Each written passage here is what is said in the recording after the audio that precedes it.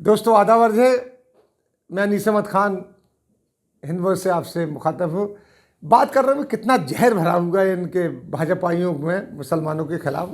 इनका कोई बड़ा नेता मुसलमानों के लिए कुछ भी कह जाता है, कुछ भी कह देता है। इनका बड़ा नेता असम के जो कैबिनेट मंत्री हैं हेमंत बिस्वा शर्मा, गए तो कांग्रेस से हैं लेकिन भाजपा में जाते ही साथ ही उन्होंने अपना चोला बदल दिया है।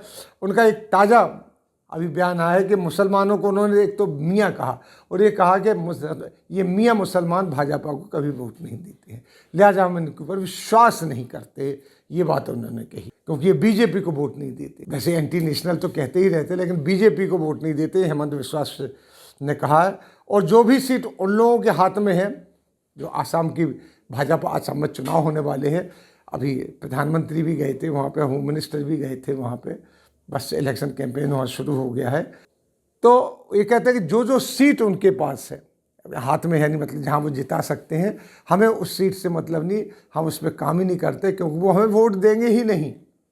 और उन्होंने कहा हम इनके आदमी ही खड़े करेंगे उसमें जिसमें वोट कटे। इस तरीके से उन्होंने बातें की हेमंत बिस्वा शर्मा ने, जो फिलहाल असम के सरकार के वित्त मंत्री भी है, पर पहले भी कांग्रेस में वो थे। 2001 से लेकर 2015 तक कांग्रेस में रहे, कांग्रेस से चुनाव लड़ा। अब वो पलट के बीजेपी में आ गए, कुछ डिफरेंसेस हुए, बीजेपी में आके उन्होंने अपनी चाल चली और बीजेपी जीत गई, उनकी दम पे जीती है। अब वो बीजेपी में वित्त मंत्री बन गए। वित्त मंत्री आते साथ उन्होंने सबसे पहला काम ये किया था कि वहाँ मदरसे बैन कर दिए थे, मदरसे समक ख़त्म कर दिए, उनको सरकारी स्कूलों में बदल दिया।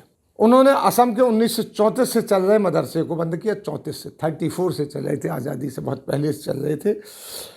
उनके अनुसार उन्होंने एक कदम भाजपा की धर्मनिरपेक्ष छवि को बरकरार रखने के लिए बनाया।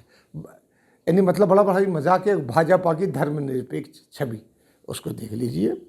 उससे अंदाज लगा लीजिए कि असम में अभी CAA का मसला ठंडा नहीं हुआ है, चल रहा है, अभी भी चल रहा है CAA का मसला। अभी हमारे माननीय मॉडर्न चाणक्य वहाँ गए थे तो वहाँ भागदौड़ शोर शराबा हुआ, रास्ते ब्लॉक किए गए। सारे हिंद वॉइस आपको खबर देता रहा क्योंकि असम से कोई खबर नहीं आती है, नॉर्थ ईस्ट से ज़्यादा खबर नहीं आती, लेकिन हम लोग देते हैं खबर भी उसी संदर्भ में कि हम वो खबर देते हैं नॉर्थ ईस्ट की जो कोई अखबार नहीं दे रहा है। इन्होंने 1934 से चल रहे मदरसों को बंद कर दिया। उनके अनुसार उन्होंने एक धर्मनिरपेक्ष छवि को बनाने के लिए अब भाजपा की किया है। मदरसों को, मुसलमानों को मदरसे, यानी वहाँ ये होता है बंगाल और आसाम में मुसलमानों भी नहीं, हिंदुओं के बच्चे भी मदरसों में पढ़ते हैं क्योंकि बोर्ड से जोड़ दिया जाता है मदरसों को, उन्होंने नहीं जोड़ा। अब वो इस तरह की बातें करते हैं कि शिक्षा मुसलमानों की, ये शिक्षा हिंदुओं की है, इसमें कौन धर्मनिरपेक्ष रहा है? नहीं तो धर्मनिरपेक्ष होने की और पंथ निरपेक्ष होने की बात नहीं है। वैसे आपको असम के बारे में थोड़ा सा डिटेल बता दें। हाँ, ये ध्रुवीकरण की बात कर रही है भाजपा। वहाँ पे असम में मुसलमानों की संख्या 34.22% है। 14 जिलों में जो वहाँ के असम के वो मुस्लिम बहुल जिले माने जाते हैं। 6 जो लोकसभा की सीटें उनमें मुसलमान बड़ा प्रभावशाली है। 2005 में मुस्लिम बहुल क्षेत्र में कांग्रेस के माने जा रहे थे कांग्रेस के 2006 तक, लेकिन जब जमीयत उलमाए हिंद के जो असम यूनिट के अध्यक्ष मौलाना बदरुद्दीन अजमल, उन्होंने जो AIUDE बनाई तो उसके बाद में फ्रंट बनाई, UDF जो फ्रंट बनाया, जो उसके बाद यहाँ पे वो मुख्य विपक्षी हो गई और उन्होंने वो मुस्लिम वोट काट लिए। इतनी ताकत रखते हैं मुस्लिम वोट वहाँ पे। जहाँ ये बात कर रहे हैं वहाँ CA का मूवमेंट भी इसीलिए चलाया गया था कि मुसलमान बाहर रख ले।